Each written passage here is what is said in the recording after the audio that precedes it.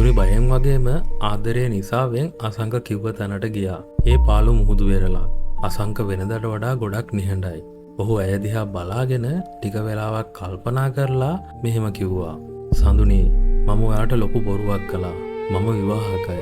මට බිරිඳකුයි පොඩි ළමයි දෙන්නෙකුයි ඉන්නවා. ඒ වචන ටික සඳුනිගේ කන් දෙකට ඇහුනේ පොකුණක් ගැහුවා වගේ.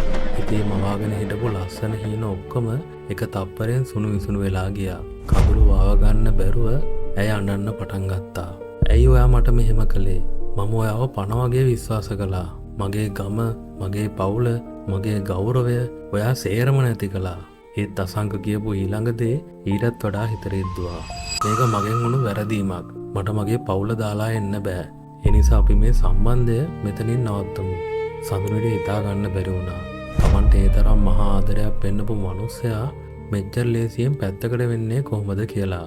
ඒත් ඇගේ කරුමේ එතනින් නැවතුනේ නැහැ.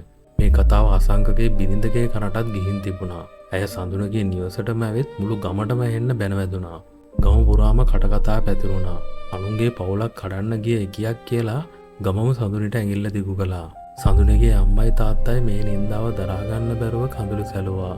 අපේ දුව මෙහෙම දෙයක් කරයි කියලා අපි හීනකින්වත් හිතුවේ නැහැ කියලා තාත්තා හඬා වැළපුණා. සඳුනි මුළුමනින්ම ගෙදරට කොට වුණා. ලැජ්ජාව නිසා එළියට බහින්න බය වුණා.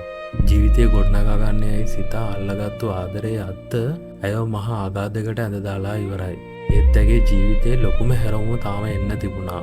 ඊළඟ එපිසෝඩ් එකෙන් සඳුනි ගන්න තීරණය මොකක්ද? මේ කැලැල් අතරින් ජීවිතේ ගොඩනගා ගන්න ඇයට හැකි වේද කියලා බලමු.